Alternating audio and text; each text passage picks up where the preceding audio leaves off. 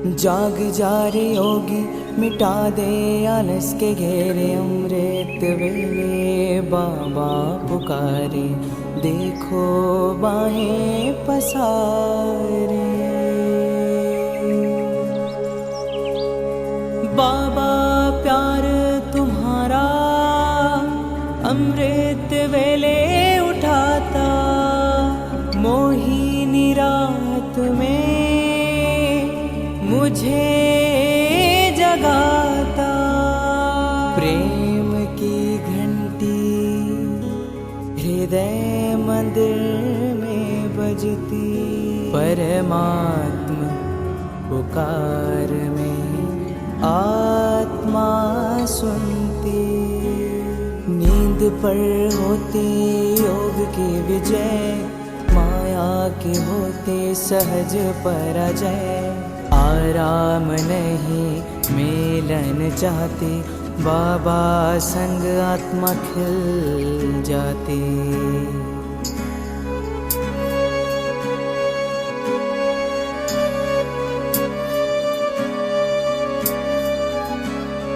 अपने कहा रात को अलविदा, परवाना हुआ क्षमा पे फिदा।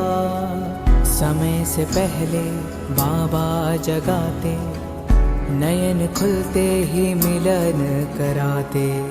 प्रेम में भीगा मन संकल्प मुस्काते, माया के बंधन स्वयं कट जाते। ठंडी गर्मी बारिश अब तप के साथी, मौसम की मार अब ना डराती। सोना अब आराम नहीं माया है, नींद अब अमृत नहीं विष का साया है। कमाई नहीं ये ऊर्जा की चोरी है, सुस्ती की धुन में बजी माया की लुरी है।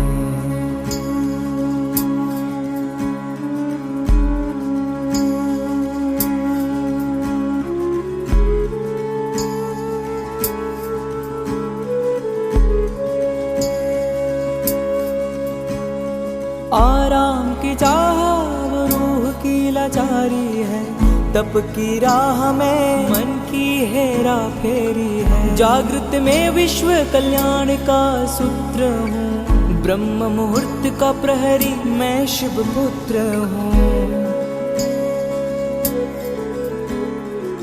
सकल विश्व को तप से भरता, अमृत वेला में तपस्वी जलता। संकल्प से उठता नवयुग की नींव रखता, तप के ईंटों से स्वर्णिम स्वराज्य रचता। नींद की घड़ी अब बीत चुकी है, माया की छाया अब मिट चुकी है। वर्तमान में जलती है आत्मा की मशाल, मैं हूँ जागृत यही मेरा कमाल। बाबा की याद में स्वयं को गढ़ता, योग अग्नि से आलस को राख करता। मैं अब सुनहरी राह मैं हो रहा हूँ, मैं अब खो नहीं रहा मैं जाग रहा हूँ। जाग जा रे योगी, मिटा दे आलस के घेरे। अमृत वेले बाबा पुकारे, देखो बाहें पसारे।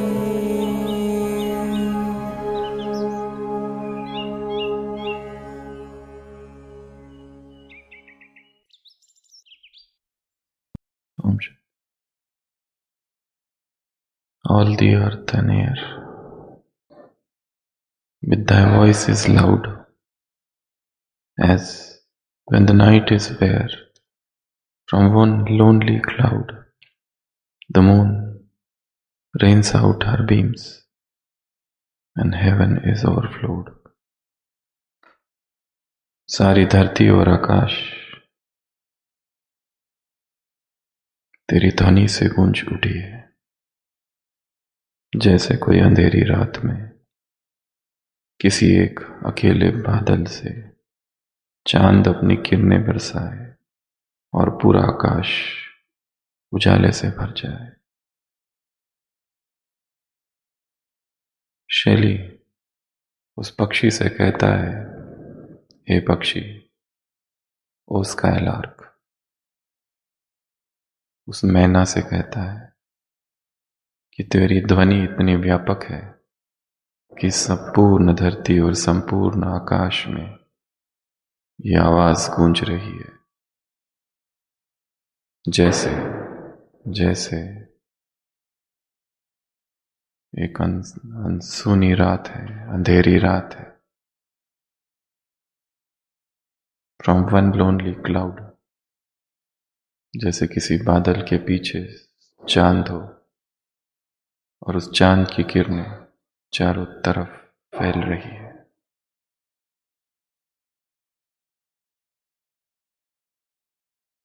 ध्वनि फैल रही है,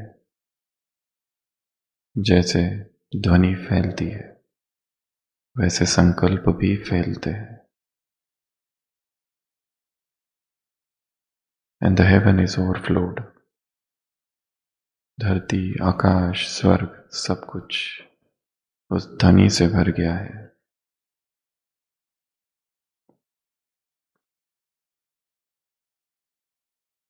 संकल्प तरंगे हैं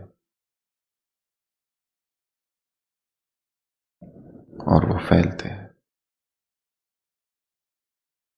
किरणें, तरंगे, रेज, लेजर बीम्स, रश्मियां, कंपन, फ्रीक्वेंसी, वाइब्रेशंस, ऊर्जा, एनर्जी, इन्हीं से ये संसार बना हुआ है।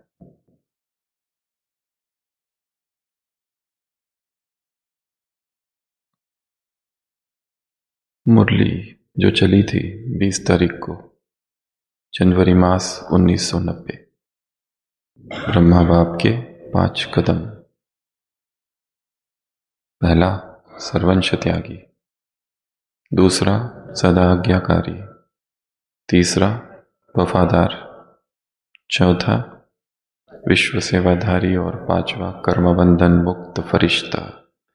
ये मुरली जब यहां चली ओम शांति भवन में 1990 में, ज्योति बहन थे, अभी कहाँ है पता नहीं, पर शायद मुलुंड सेंटर से के कनेक्शन से थे। उनकी टीम ने बाबा आने से पहले वहां बैठकर एक गीत गाया था, ज्ञान सूर्य की किरणें चमक रही है, खुशी अनोखी छाई। दादी बैठे थे और वे बाबा की पधरामनी होने वाली थी उससे पहले।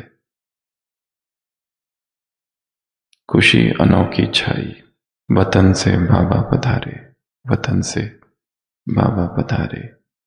अपने बच्चों के सम्मुख आके ज्ञान की मुरली सुनाने मीठे बाबा पधारे, वतन से बाबा पधारे।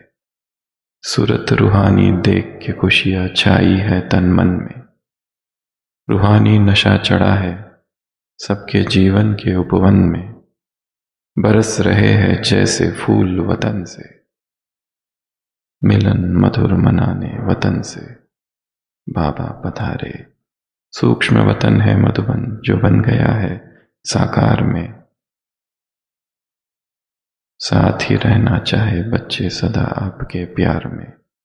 दूर देश के रहने वाला आए, हम बच्चों को ले जाने वतन से बाबा पधारे। तो मुरली को पढ़ते समय क्या करना है? उस कालखंड में प्रवेश। तो सभी स्थिर। बाबा दादी बैठे हैं, गीत बज रहा है, वो बहन जी और दूसरे भाई और एक भाई तबला पर है, ये 3 लोग बैठे हैं, गीत बज रहा है और बाबा की पधरामनी उस गीत के बीच में हुई। ज्ञान सूर्य की किरणें चमक रही, ज्ञान सूर्य की किरणें चमक खुशी अनोखी छाई वतन से बाबा पधारे, वतन से बाबा पधारे। अपने बच्चों के सन्मुख आके ज्ञान की मुरली सुनाने मीठे बाबा पधारे, वतन से बाबा पधारे।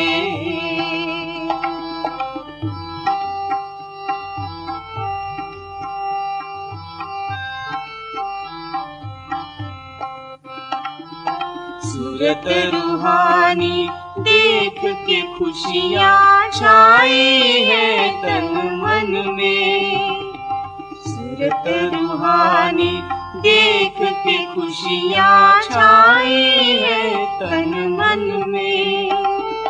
रूहानी नशा चढ़ा है सबके जीवन के उपवन में, रूहानी नशा चढ़ा है सबके जीवन के उपवन में।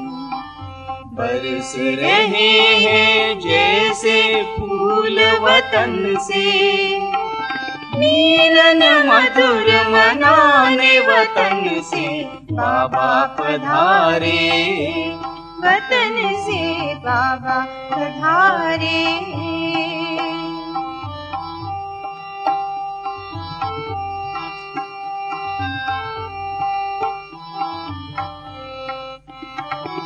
सूक्ष्म वतन है मधुबन जो बन गया है साकार में, सूक्ष्म वतन है मधुबन जो बन गया है साकार में। साथ ही रहना चाहे बच्चे सदा आपके प्यार में, साथ ही रहना चाहे बच्चे सदा आपके प्यार में। दूर देश के रहने वाले आए, दूर देश के रहने वाले आए, बच्चों को ले जाने वतन से बाबा पधारे, वतन से बाबा पधारे।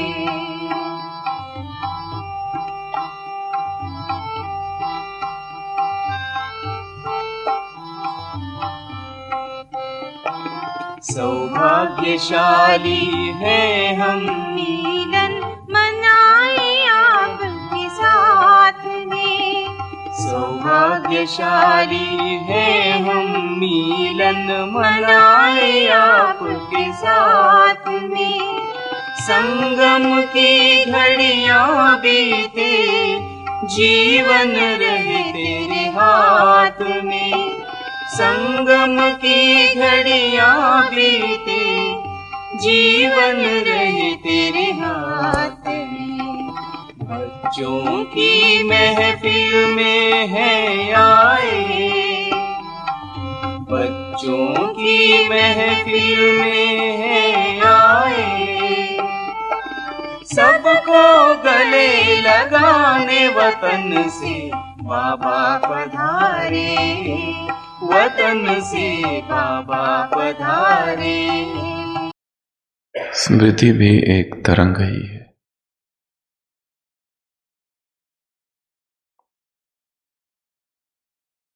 और तरंग एक स्मृति है। तरंगों में स्मृतियां है, शब्दों में, ध्वनि में यादें बसी होती है।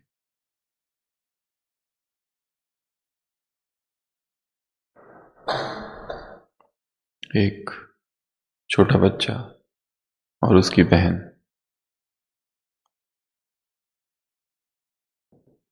बाजार में घूम रहे होते हैं और उस छोटी बच्ची को एक टोपी दिखती है एक दुकान में, और वो बच्ची को वो टोपी चाहिए। उसका मन आ जाता है कि मुझे ये टोपी चाहिए, और वो अपने भाई से कहती है कि ये टोपी मुझे चाहिए। दोनों गरीब है। वो छोटा भाई, छोटा सा बच्चा, उसके पास पैसे नहीं है। जब वो पैसे, टोपी की कीमत पूछता है तो उसके पास तो कुछ भी नहीं है। और उसी समय एक व्यक्ति जोर जोर से चिल्ला रहा है कि मेरा घोड़ा बेकाबू हो गया है, जो इस घोड़े को पकड़ेगा उसे मैं इनाम दूंगा। ये बच्चा देखता है कि मुझे मेरी बहन को वो टोपी दिलानी है, और वो छोटा बच्चा भागता है। घोड़ा आगे, बच्चा पीछे, घोड़ा आगे, बच्चा पीछे, और भागते भागते बड़ी मुश्किल से उस घोड़े को वश में कर लेता है। वो व्यक्ति, घोड़े का मालिक, उसे इनाम में पैसे देता है। वो बच्चा पैसे गिनता है और उतने ही पैसे लेता है जितने की वो टोपी है, और बाकी पैसे वापस कर देता है। किसी को पता है ये बच्चा कौन था? यूरोप का।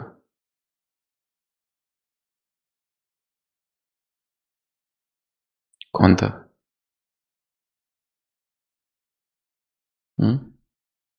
दौड़ते दौड़ते वो विश्व में गति का सूत्रधार बना।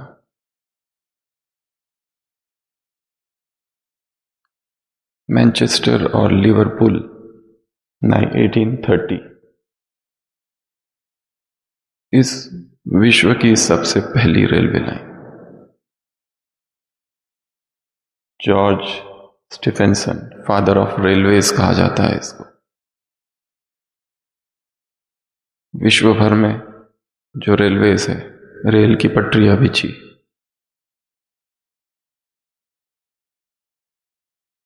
इस व्यक्ति ने उसकी खोज की।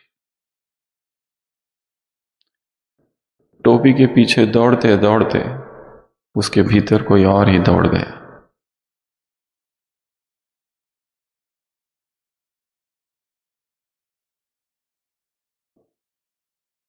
उसके जेब में पैसे नहीं थे, प्रेम था।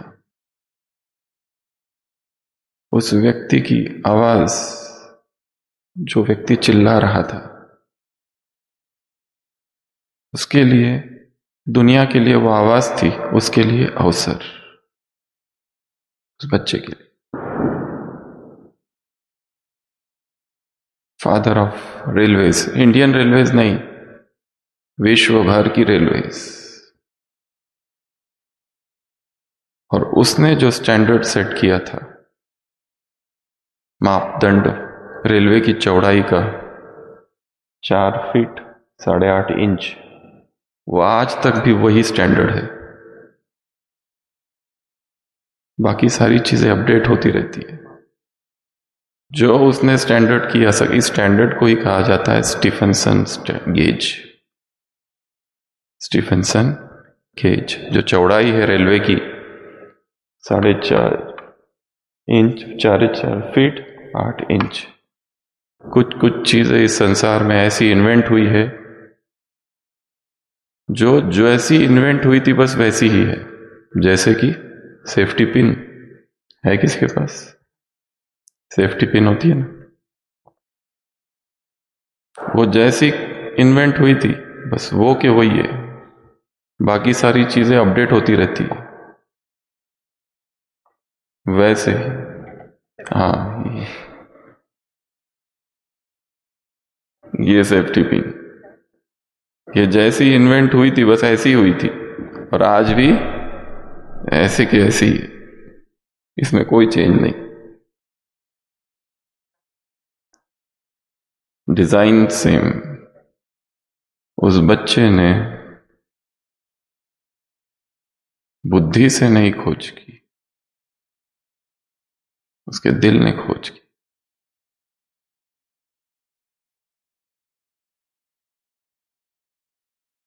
जॉर्ज स्टीफनसन के ऊपर जिन्होंने किताबें लिखी, उन्होंने लिखा कि इंग्लैंड विक्टोरिया एज का ये सबसे बड़ा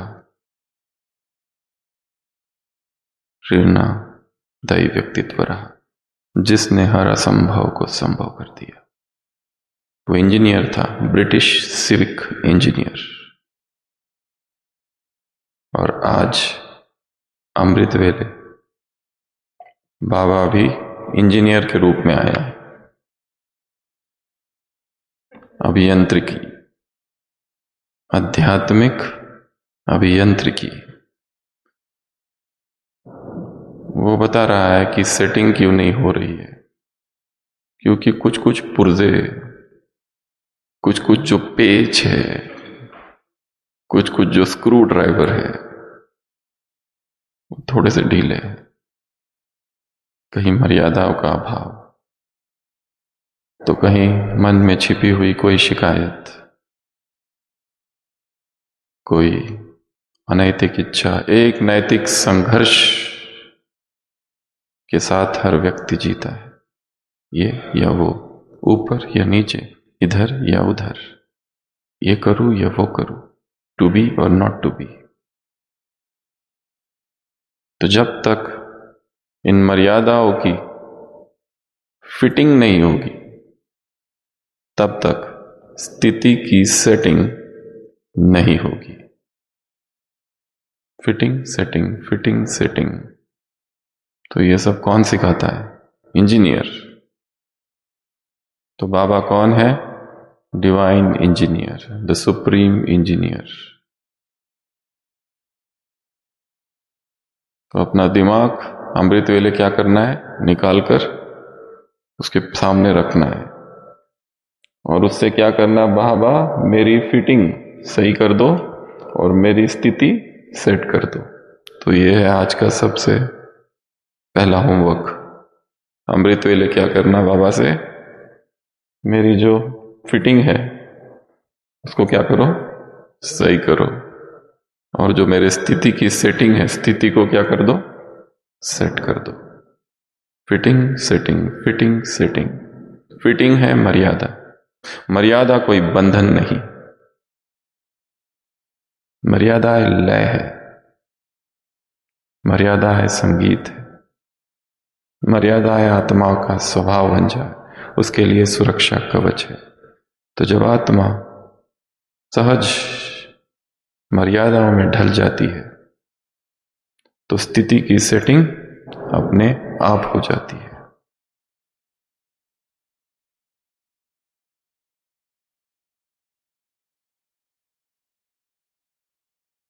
जैसे सुबह सुबह ट्रेन, अगर ट्रेन को पटरी पर डाल दी जाए तो ट्रेन अपने आप चलती रहती है, ऑटो मोड पर चली जाती है।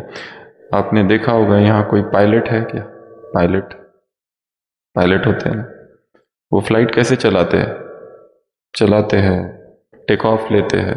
एक बार ऊपर चली गई कि ऑटो मोड पर डाल देते हैं और फिर अपने जीवन की बातें करना चालू करते हैं एक दूसरे से। मेन पायलट एंड को पायलट। कब तक? जब तक पहले तो एक बार ऊपर चली गई फ्लाइट, फिर ऑटो मोड पे डाल देते हैं, बस फिर वो अपने आप चलती है, फिर कुछ नहीं करना पड़ता है। उसी तरह अमृत वेले क्या करना है? पटरी पर डाल दो, फिर दिन भर वो ऑटोमेट मोड पर चलती रहेगी, चलती रहेगी, चलती रहेगी। तो आज सबसे पहली बात जो बाबा ने कही है वो है मर्यादा है। वो क्या है? फिटिंग।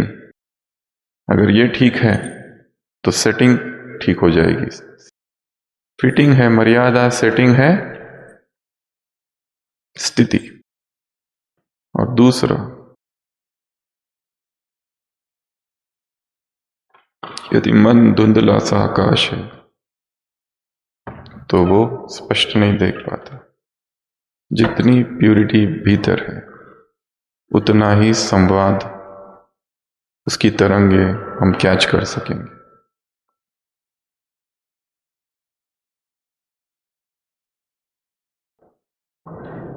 अमृत वेले वार्तालाप शब्दों से नहीं, मौन से होता है।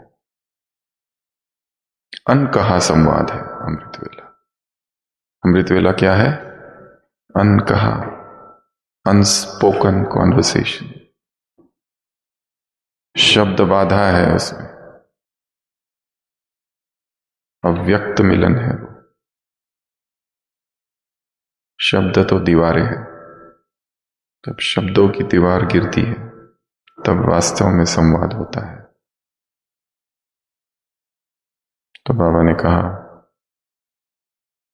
कि जितनी भीतर निर्मलता है उतनी ही क्या होगी? बाप की टचिंग।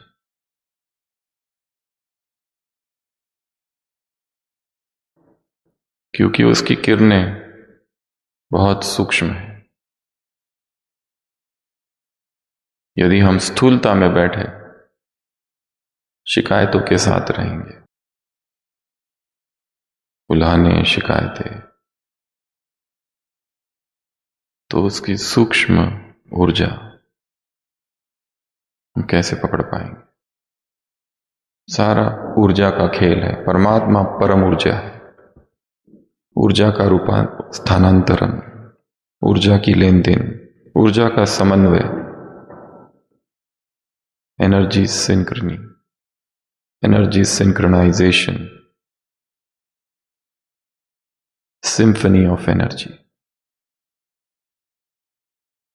सरगम।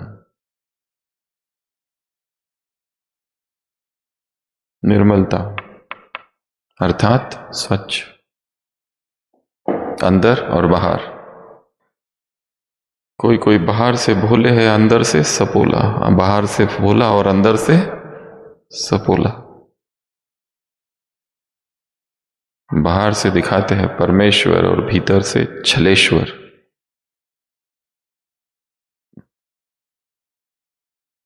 भगवान को छल कपट छल कपट छल कपट पसंद नहीं। उसे क्या पसंद है? हृदय की निर्मलता। क्योंकि सारी महान उपलब्धियां किससे होती है? बुद्धि से नहीं, हृदय से। उस बच्चे के ब्रेन ने नहीं सुना, उसकी जेब में पैसे नहीं, प्रेम था।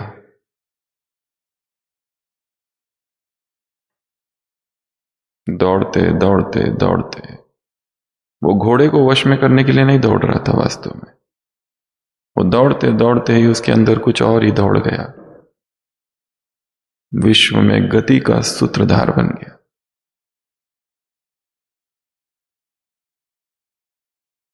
और असंभव को संभव कर दिया।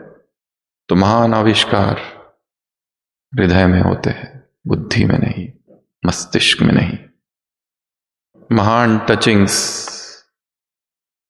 परमात्मा एक महान इंजीनियर है। उसकी टचिंग्स निर्मल हृदय में ही होगी। ये चेतना की मशीनरी है, geometry of consciousness, machinery of consciousness, inner engineering, spiritual री इंजीनियरिंग। अभियांत्रिकी कौन सी? आध्यात्मिक। तो आज बाबा इंजीनियर के रूप में है। यदि किसी के पुर्जे ढीले हैं, स्क्रू ढीले हैं, तो क्या करो? अपने आप को सौंप दो और कहो इसकी जरा सर्विसिंग करा दो, और जरूरत पड़े तो एडमिट भी कर दो अगर ओपीडी बेसिस पे नहीं हो रही है ट्रीटमेंट। और कुछ कुछ को तो आईसीयू की भी आवश्यकता है। सब कुछ ही गड़बड़ है। गाड़ी चलती है तो कोई कोई गाड़ियों का कितना आवाज आता है, कहीं कचरा है, कुछ तो गड़बड़ है।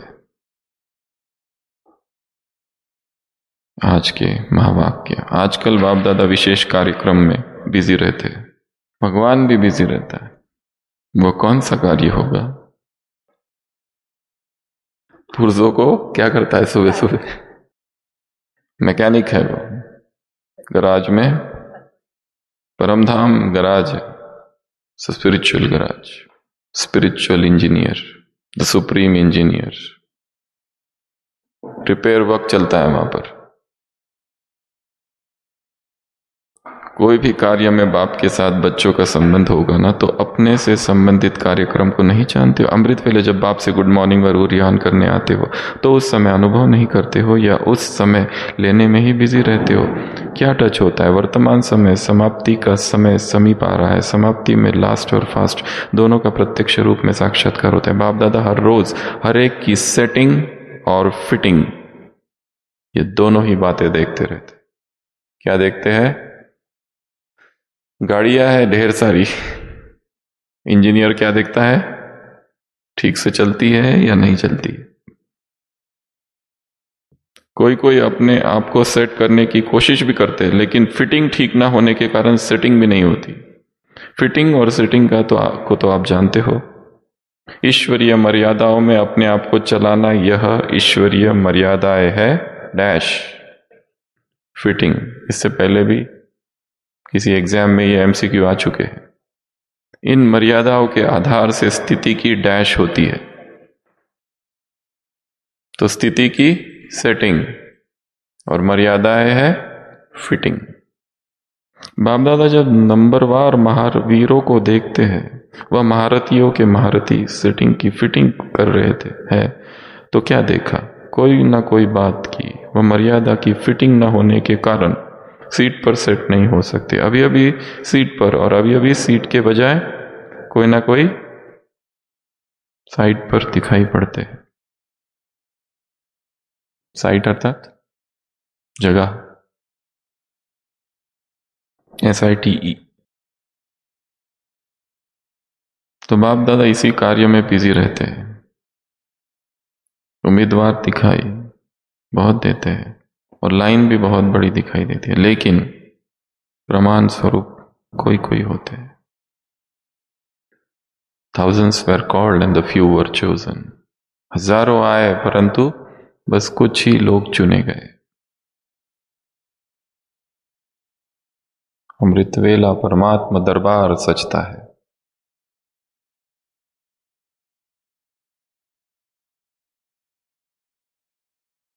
तो सबसे पहला होमवर्क एक चित्र बनाना है जिसमें बाबा मैकेनिक के रूप में है और हमारा ब्रेन जो है ना, हथौड़े से कहो ठीक ठाक कर रहा है। नट बोल्ट थोड़े ढीले हो गए, कुछ कुछ के तो पुर्जे ढीले हो गए और कुछ कुछ को तो रिप्लेसमेंट की आवश्यकता है। किसी किसी के पुर्जे ही गायब हो गए, किसी किसी के जैम है। तो बाबा से कहो ये लो मस्तिष्क, इसका ऑयलिंग करो, फिटिंग करो, सब कर दो। दूसरा, हमारे अपने 3 ऐसे कौन ढीले स्क्रू है, वो लिखने। क्या लिखना है? मेरे कौन से 3 स्क्रू ढीले हैं। जैसे किसी किसी का हो सकता है सेंसिटिव नेचर, ये सबसे बड़ा स्क्रू है। तो ये भी एक कविता का टॉपिक है। चंद्रशेखर भाई आपके लिए, रोया ना करो, और नागराज भाई रूठा ना करो। ये 2 टॉपिक है कविता की। पहला टॉपिक रोया ना करो, अगला टॉपिक रूठा ना करो। तो किसी किसी का स्वभाव होता है सेंसिटिव नेचर, ये एक ढीला स्क्रू है। किसी किसी का स्वभाव है दूसरों की मदद करना, पर मदद ऐसे करते हैं कि फंसी जाते हैं। भाव बहुत श्रेष्ठ है, परंतु चंगुल में फंस जाते हैं। यह भी एक ढीला स्क्रू है।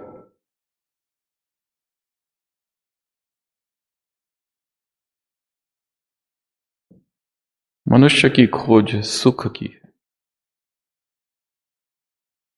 उसे सुख 2 चीजों से प्राप्त होता है, एक भोजन और एक काम विकार।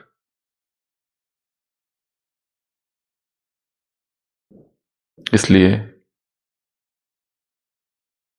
वो भागता है, क्योंकि इन दोनों में ही high amount of oxytocin, serotonin, dopamine सब रिलीज होते हैं, केमिकल्स, और तन बदन में सुख की अनुभूति होती है।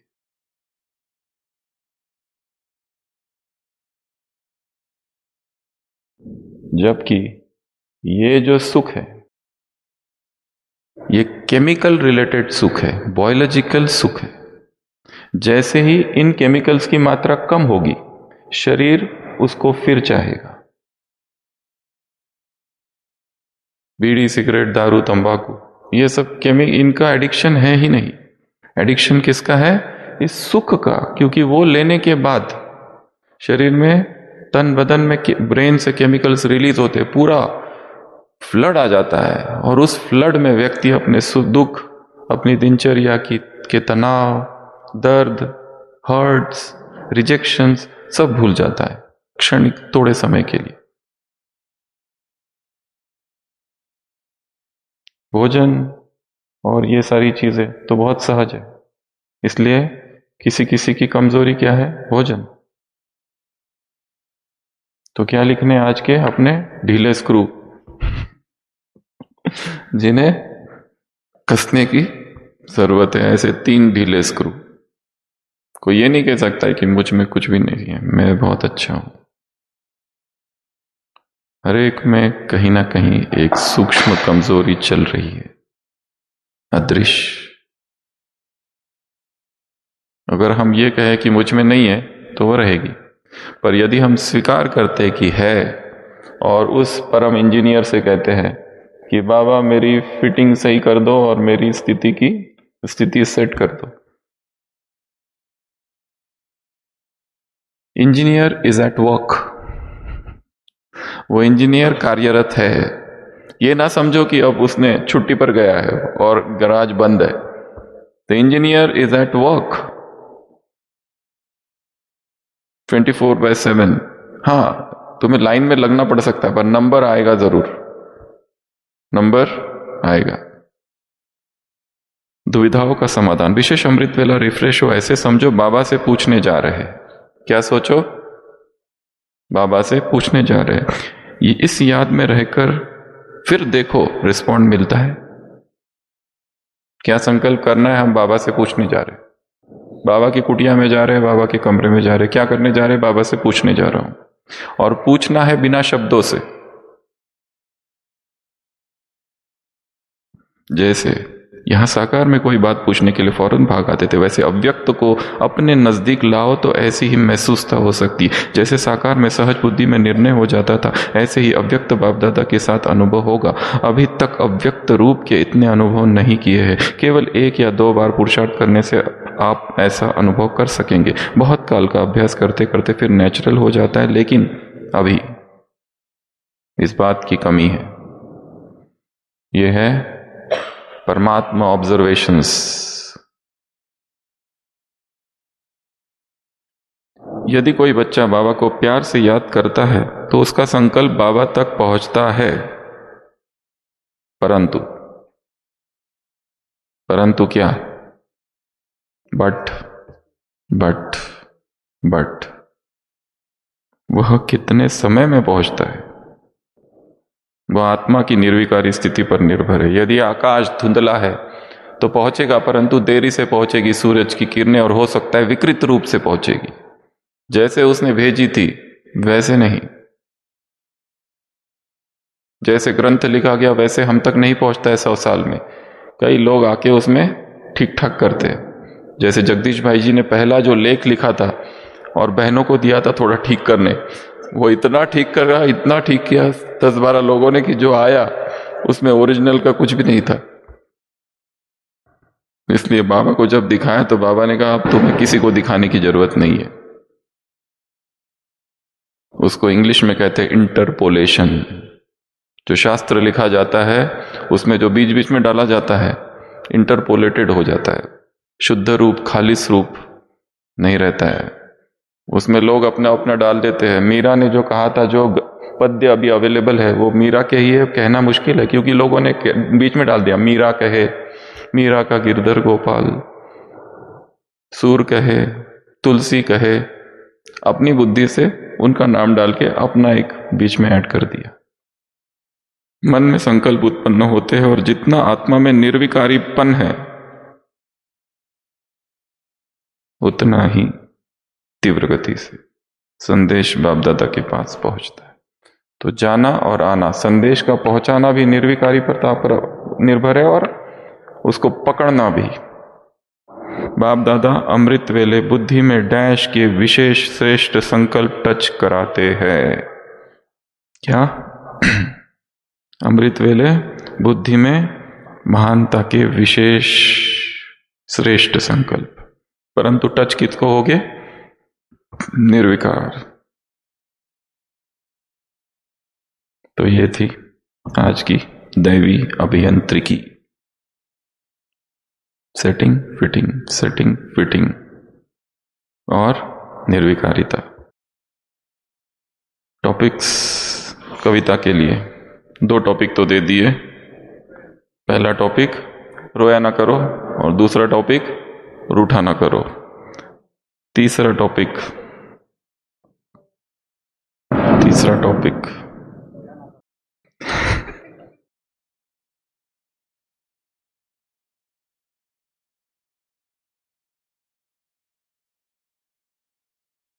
ये चंद्रकांत भाई कविता लिखेंगे, लिख लेना। इंजीनियरिंग का अरविंद भाई, यही बाहर है दुनिया को भूल जाने की। टॉपिक क्या है? यही बाहर है दुनिया को भूल जाने की। अगला देवेंद्र भाई, ब्राह्मणों के गुनाह धर्मराज के कानून। ब्राह्मणों के गुनाह धर्मराज के कानून। सुशील भाई, रंग बिरंगी माया के दाग। रंग बिरंगी माया के दाग। सुखदेव भाई, मरना तेरी गली में।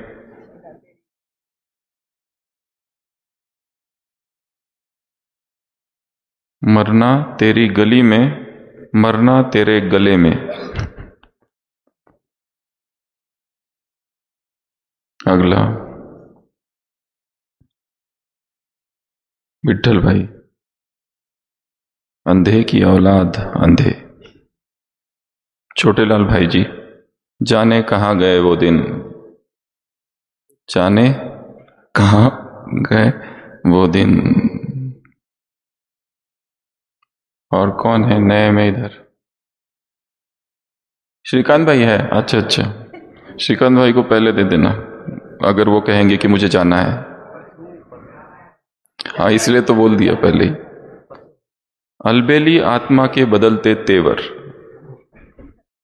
अलबेली आत्मा के बदलते तेवर। अगली कविता दीपाली बहन।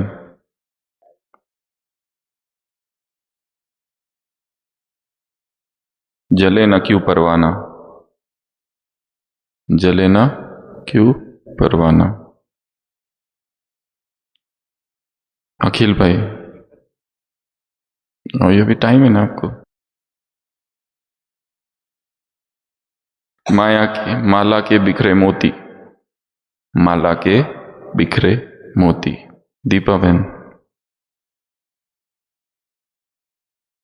आप आए बाहर आई। और लास्ट रम्या बहन, बहारो फूल बरसाओ। बहारो फूल बरसाओ। आज की कविता आज की किसकी है? आज की कविता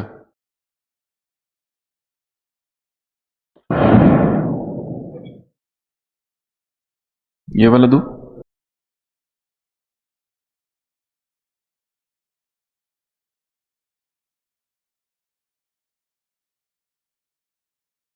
शांति।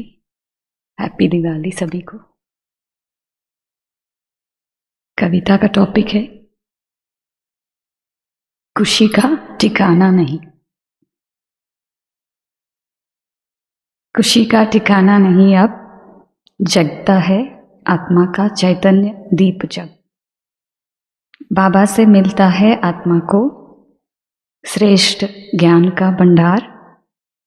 योग में जब होती है अनुभूति इस खुशी की, आत्मा होती है भाव विभोर। यह है अदृश्य खुशी जो है आत्मा का मूल संस्कार, जिससे मिलती है शक्ति अपार और जीवन हो जाता है सर्व गुणों का उपहार। इस सच्ची खुशी का ठिकाना नहीं अब, रमती है रूह खुद की रंगों में जब। है ये परे नाम मान शान, निंदा स्तुति और ग्लानि से। नहीं मिलता है यह कोई व्यक्ति वैभव या वस्तु से। अभी है मौका इसे पाने का इन संगम की शुभ घड़ियों में। मत गवाना इस अनोखा समय को व्यर्थ और स्थूल बातों में। इस अनूठी खुशी का ठिकाना नहीं अब, होती है स्वयं की सत्यता की पहचान जब। मन को खुशी के सागर में डुबोने से होता है गजब। ड्रामा के हर दृश्य में होगा अजब, हर किरदार का पात्र लगेगा लाजवाब।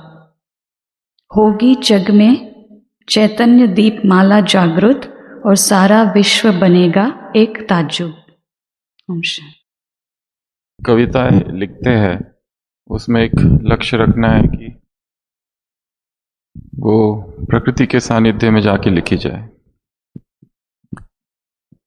और शांत मन में जो पॉइंट्स टच होते हैं उनको नोट कर दिया जाए। और वो लिखते समय ये भूल जाना है ये हमें किसी को सिखानी है, बतानी है, पढ़नी है। उस टॉपिक, उस विषय के साथ एक हो जाना,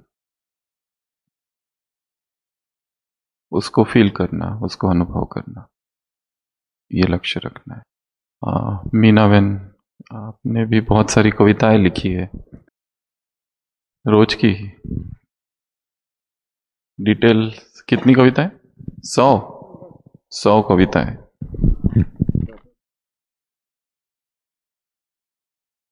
तो आप भी बताएंगे इसके विषय में। What sweet thoughts are thine, I have never heard, praise of love or wine, that panted forth a flood of rapture so divine. Teach me half the gladness that thy brain must know, such harmonious madness. Teach me also, O divine angel, how can I become like you?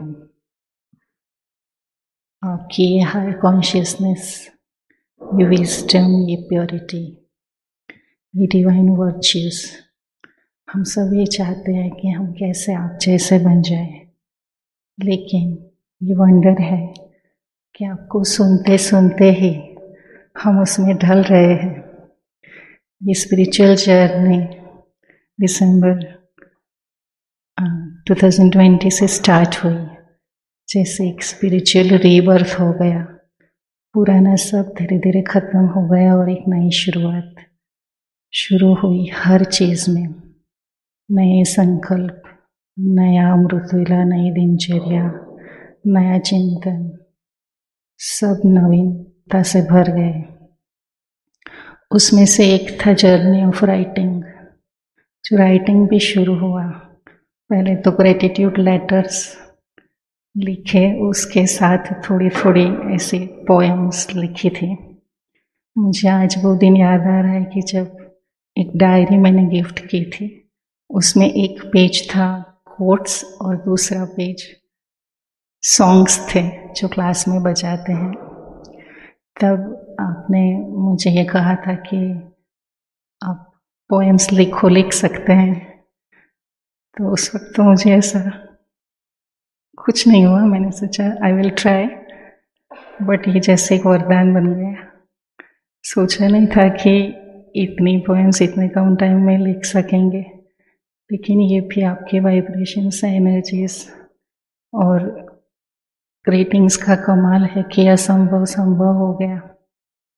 सोचा था कि जब हम जाएंगे तो share करेंगे आपके साथ। जो 50 पोएम्स हुई थी, तो आई थिंक 45 डेज में 57 पोएम्स कंप्लीट किए थे, तो उस वक्त मेल किया था। और अभी 80 डेज में around 125 poems I have completed with all your blessings. हाँ, तो इसको आपको ओपनिंग करना है। कितनी कविता है? ये 100 है। अभी इसमें जो क्लास का लिस्ट है, पोएम लिस्ट, वो ही ऐड की है, और एक टाइटल भी इसको दिया है, आनंदमयी क्रांति, ऐसे एक टाइटल भी दिया है। ये मशाल है और उसमें से जैसे फ्लावर्स निकल रहे हैं, तो दोनों का कॉम्बिनेशन हो गया प्लेजेंट रेवोल्यूशन। इसमें डेट वाइज सब लिखा है, जो टॉपिक्स जिस दिन के थे उसी हिसाब से इसमें। हाँ, यहाँ के जो टॉपिक्स थे भट्टी के, वो ही सारे टॉपिक्स डेट वाइज है। हाँ, सब।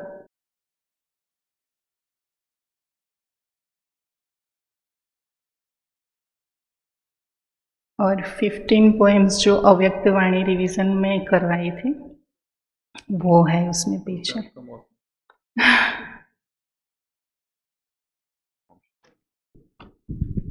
एक और गिफ्ट भी है, वो नहीं, वो जैसे अहमदाबाद से है, तो सिटी ऑफ गांधी जी, तो ये स्पिनिंग व्हील है, चरखा है। तो जैसे हमने एक्सपीरियंस में सुना है कि साइलेंस की शुरुआत गांधी जी की बुक से हुई थी। हाँ, और चरखे से वो हाँ, वो, और कोइंसिडेंटली, थैंक यू, हम जब फर्स्ट टाइम मिले थे तो वो भी 2 अक्टूबर ही था, और एक क्लास में भी ये सुना था कि गांधी जी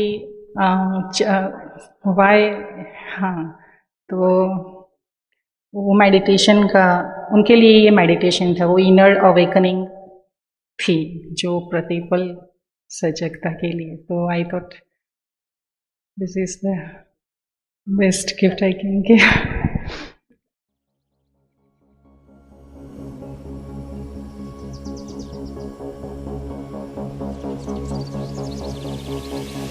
मन्मना भव शिव बाबा सततम, निराकार तेजोमय पावनम, प्रभात काले स्मरणं दिव्यं, सत्यं शिवं सुंदरं चिंतनम्। तोड़ दे नींद की जंजीरें, थाम ले तप की मशालें, तोड़ दे नींद की जंजीरें, थाम ले तप की मशालें, फाड़ दे आलस की काली चादर, निद्रा से तप का न कर अनादर, सपनों का विष पीने से कर इनकार, रूहानी योद्धा कर अब ललकार। न सो न लेट हो जा तैयार, उठ चल कर तम का संहार। तोड़ दे नींद की जंजीरें, थाम ले तप की मशालें, तोड़ दे नींद की जंजीरें, थाम ले तप की मशालें। तेरी जागने से दुनिया बदलेगी, तेरे एक संकल्प से क्रांति गूंजेगी। उठ तपस्वी, तू उठे तो विश्व सबरेगा,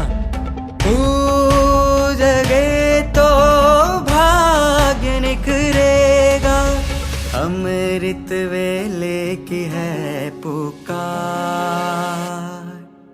ना रुक ना झुक हो जा निराधार, बढ़ चल बढ़ चल वन युगांतर का